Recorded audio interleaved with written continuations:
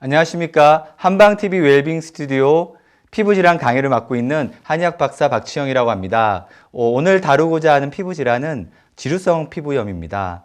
지루성 피부염은 좀 방송을 청취하시는 분들은 좀 낯설게 느껴지실 건데요. 오늘날 이 지루성 피부염으로 고생하시는 분들이 아주 많으신데요. 사회적으로 이제 널리 알려진 아토피나 이런 피부 질환에 비해서는 조금 덜 알려진 피부 질환인 것 같습니다. 그러면 먼저 지루성 피부염이란 어떤 특징을 가지고 있는지 한번 살펴보도록 하겠습니다. 지루성 피부염은 말 그대로 피지선의 활동이 증가된 부위에 발생하는 만성 습진성 피부염입니다. 피지의 과다한 분비로 인해서 발생하고요. 그 증상으로는 얼굴이 붉어지거나 가렵고 각질을 동반하게 되고 기름기가 증가합니다. 주로 발생하는 부위는요, 두피나 얼굴의 T존 부위, 눈썹이나 코 옆, 귀밑머리 부위, 가슴 부위나 등 부위에 주로 발생하게 됩니다. 20대와 40대에서 주로 발생하게 되고요. 학문적으로는 전 인구의 1 내지 3% 성인에게서 주로 호발된다고 하고 있는데요. 최근에 사회적으로 급속한 증가율을 보이고 있는 피부 질환입니다.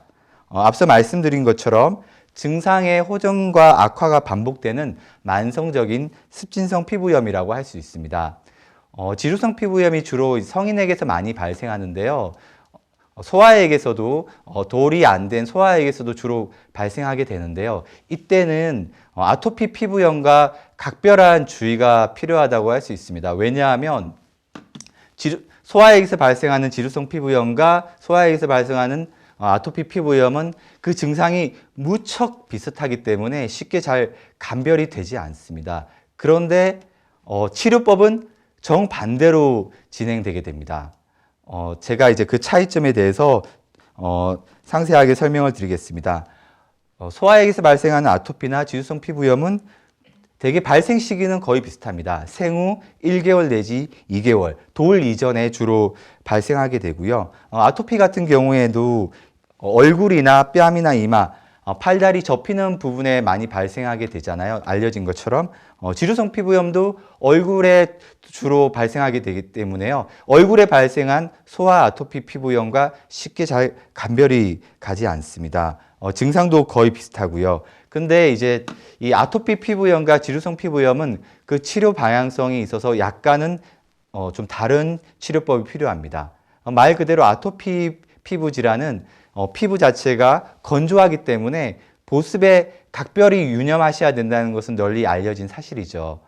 그런데 이 지루성 피부염은 소아에게서 발생한 지루성 피부염은 피지의 과다한 분비로 인해서 발생했기 때문에 오히려 보습을 많이 하게 되면 이 피부 질환이 더 심해지는 그런 결과를 가지게 됩니다.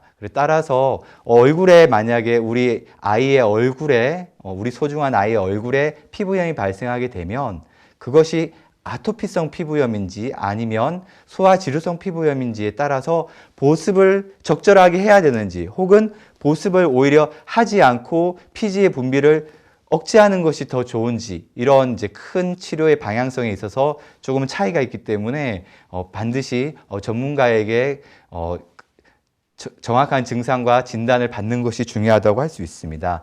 게다가 아토피 피부염 같은 경우에는 초기에 적극적인 치료가 필요한데요. 소아 지루성 피부염의 경우에는 그렇게 적극적인 치료보다는 증상의 악화가 되지 않은 범위 안에서는 오히려 소극적으로 그 증상을 관찰하는 것이 더 중요하다고 할 수 있습니다. 왜냐하면 생후 6개월이나 8개월 돌 이전에 이 소아 지루성 피부염은 자연적으로 이렇게 쇠퇴하는 그러한 경향을 보이기 때문이죠.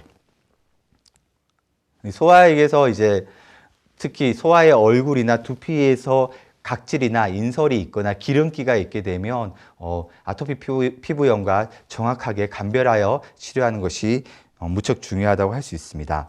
다음으로 지루성 피부염이 잘 발생하는 부위와 그 부위에 대해서 각각의 감별해야 되는 어떤 질환 그리고 특이사항 등에 대해서 자세하게 말씀드리도록 하겠습니다. 지루성 피부염이 얼굴에 전혀 나타나지 않고요. 두피에만 나타나시는 분들이 계십니다. 이런 경우에는 이제 초기에는 비듬과 같은 그런 이제 우리가 흔히 일상에서 비듬이라고 하죠. 비듬이 발생하면서 가려움증이 동반되는데요. 이때 다른 피부 질환과의 감별이 중요한데요. 그 중에 가장 대표적인 것이 두피에 발생하는 건선입니다. 그렇기 때문에 이제 지루성 피부염이 두피에 발생하게 되는 경우에는 건선과 잘 감별하여 치료하는 것이 무척 중요하다고 할 수 있습니다. 머릿속에 두피에 이제 지루성 피부염이 발생하게 되면 머릿속은 잘 환기가 되지 않는 부위죠. 그렇기 때문에 다른 부위에 비해서 얼굴이나 목이나 등이나 가슴에 나타난 부위에 비해서 좀 치료가 쉽지 않은 부분이 있습니다. 따라서 가급적이면 머리를 짧게 관리하시거나 스님들처럼 이렇게 좀 짧게 빡빡 미는 것도 치료에 많이 도움이 되고요. 그리고 이 머리를 너무 빡빡 밀지 않고 이렇게 머리를 감거나 헹구실 때 손날을 이렇게 세워서 이렇게 세게 이렇게 긁는 분들이 많으신데요. 그렇게 하지 않는 것이 좋습니다. 두피 마사지를 하듯이 가볍게 마사지를 하는 것이 두피에 발생한 지루성 피부염의 관리에 많은 도움이 된다고 할 수 있습니다. 다음으로 지루성 피부염은 눈 주변에도 많이 발생을 하죠. 눈꺼풀 가장자리에 붉은 과립상을 띠면서 각질이 발생하는 경우가 많고요. 이러한 경우에는 아토피 피부염이나 혹은 알러지성 결막염과 감별이 무척 중요하게 됩니다. 임상적으로 이 부위만 환부만 봐가지고는 쉽게 감별이 되지 않기 때문에 좀 더 전체적으로 이렇게 감별을 해야 되고요. 초기에 이제 어떤 눈 주변에 아토피성 피부염이나 이런 지루성 피부염이 발생하게 되는 경우에는 좀 증상의 예후 변화를 지켜보는 것이 하루 이틀 정도 너무 급하게 바로 이 부위에 연고나 보습제를 바르는 것이 아니라 좀 예후를 관찰하면서 치료를 하는 것도 중요하다고 할 수 있습니다. 이 눈 주위에 이제 발생하는 지루성 피부염인 경우에는 아토피성 피부염에 비해서 건조함보다는 좀 붉게 충혈된 양상이 더 심하다고 학문적으로는 알려져 있는데요. 실제 임상에서는 감별하기가 좀 쉽지 않은 부분이 분명히 있는 것 같습니다.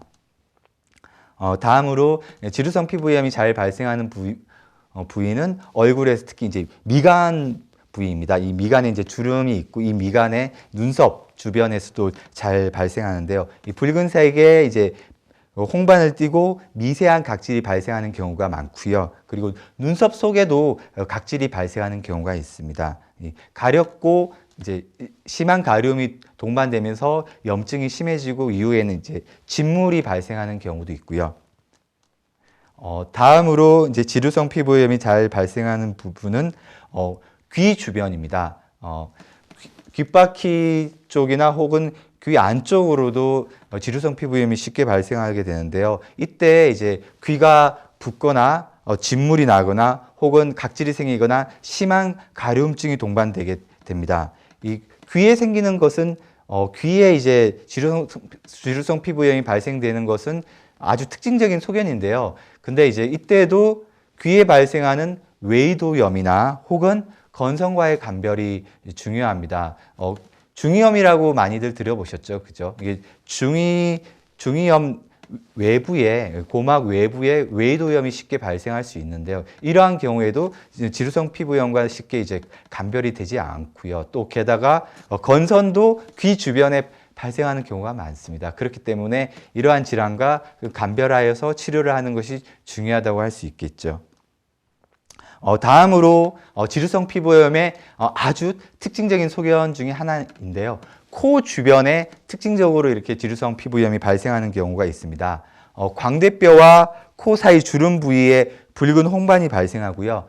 심한 가려움증과 따갑게 느껴지는 이상한 감각이 있습니다. 이거는 지루성 피부염을 한 번이라도 지루성 피부염으로 고생해 본 분들은 쉽게 이제 이해하시는데요.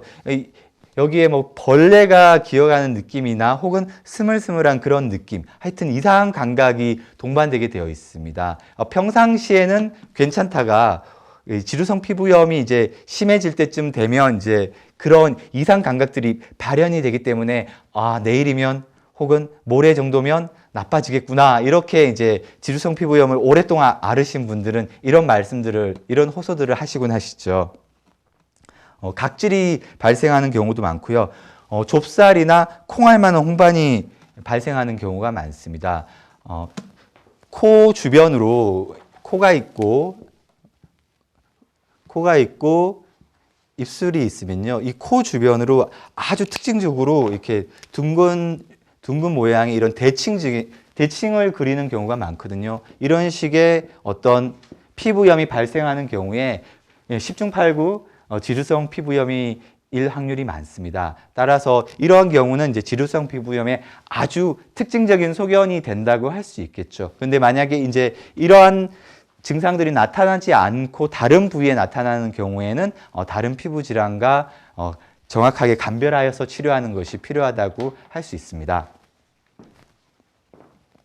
다음으로 지루성 피부염은 가슴이나 등 부분에도 쉽게 호발하게 되거든요. 가슴 부위에 이제 눌러보시면 양 가슴 중앙 부위에 딱딱한 뼈가 있습니다. 흉골이라고 하죠, 의학적으로. 이런 부위에 여드름 같이 피부 트러블 같이 염증이 발생하는 경우가 많은데요.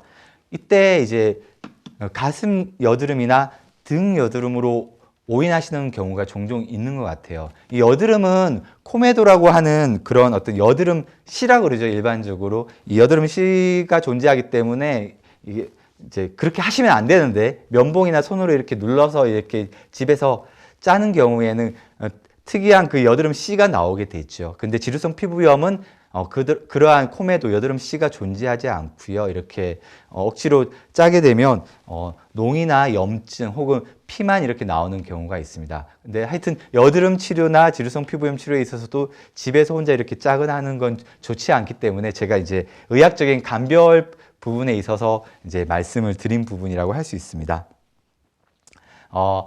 이 지루성 피부염이 발생하는 경우에 많은 분들이 얼굴이 붉어지거나 얼굴에서 갑자기 이제 열이 나고요. 그리고 땀이 나는 경우도 있고, 이제 이러한 증상들을 동반하고 계신 분들이 많습니다. 또 반면에 아랫배는 차고, 소화도 잘 안 되고, 손발도 차고, 이러한 경우가 많거든요. 이러한 경우에 이제 한의학적으로 왜 이러한 증상들이 생기는지 그 이유를 제가 자세하게 설명드리도록 하겠습니다. 보통 한의학에서는 수승화강이라는 표현을 하죠. 수승화강이라고 해서 인체의 맑고 깨끗한 수기운, 물기운은 상승을 하고 열기인 화기운은 내려와야 된다. 이런 이제 표현이 있습니다. 이 수승화강은 한의학적으로 인체의 어떤 생리나 병리를 설명하는 부분에 있어서 가장 중요한 부분이라고 할 수 있어요. 한의학은 이제 단순히 어떤 피부를 따로 독립적으로 기관으로 다루는 질환이 아니라 내과적인 부분과 연관되어서 이제 관찰하고 치료하는 그러한 이제 전일적인 어떤 의학적인 패러다임이 있기 때문에 이 수승화강의 개념이 아주 중요한데요. 인체가 있으면 맑고 깨끗한 수기운은 상승을 해야 되고, 열기운은 화기운은 하강을 해야 되는, 이게 인체의 아주 기본적인 생리 반응이라고 할 수 있습니다. 그런데 지루성 피부염이나 안면홍조가 있는 분들도 마찬가지예요. 이런 분들은 얼굴이 덥고 열이 나잖아요. 배가 따뜻해야 되는데 얼굴에서 열이 나죠. 이러한 증상을 상열하한이라고 합니다. 상열하한이라고 하는데요. 이 인체에 맑고 깨끗하고 시원해야 되는 상부가 오히려 열이 발생하고, 아랫배가 따뜻하고 손발이 따뜻해야 되는데 소화기관도 따뜻해서 소화가 잘 돼야 되는데 오히려 아래쪽이 차가워지는 이러한 현상을 상열하한이라고 합니다. 수승화강이 정상적인 어떤 생리 범위를 벗어나게 되면 이렇게 상열하한이 오게 되죠. 이러한 경우에 발생하는 가장 대표적인 피부 질환이 바로 지루성 피부염과 안면홍조라고 할 수 있습니다. 따라서 가급적이면 이 수승화강의 어떤 정상적인 생리적인 기능을 맞춰가는 것이 지루성 피부염의 치료에 있어서 무엇보다 중요하다고 할 수 있습니다. 따라서 이제 이런 말들이 있죠. 두한조결이라고 하는 말이 있습니다.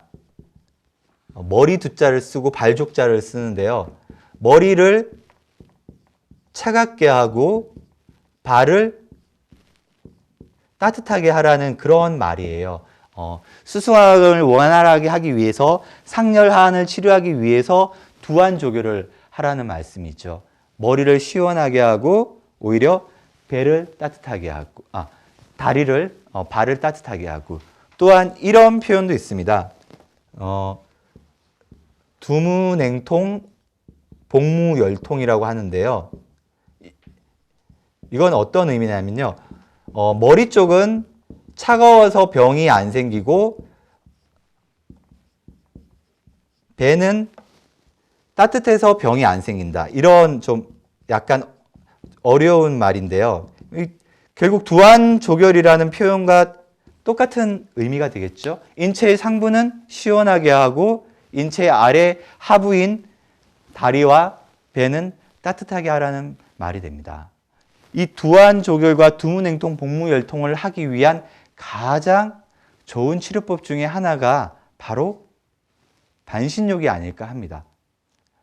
반신욕을 하게 되면 이제 배꼽 아래쪽은 물에 닿아서 따뜻하게 되고요. 그리고 이 배꼽 위쪽 상체 쪽은 물에 손을 이렇게 물 밖으로 내고 하기 때문에 시원하게 하죠. 그렇게 되면 잃어버린 수승화강의 기전을 정상적으로 복구할 수 있게 됩니다. 또한 이제 동의보감에 나오는 표현인데요. 이 수승화강을 잘하고 인체의 생리를 원활하게 하기 위해서 음양탕이라는 그 약이 있습니다. 약이라고 표현하면 약간 좀 이상하긴 한데요. 음양탕.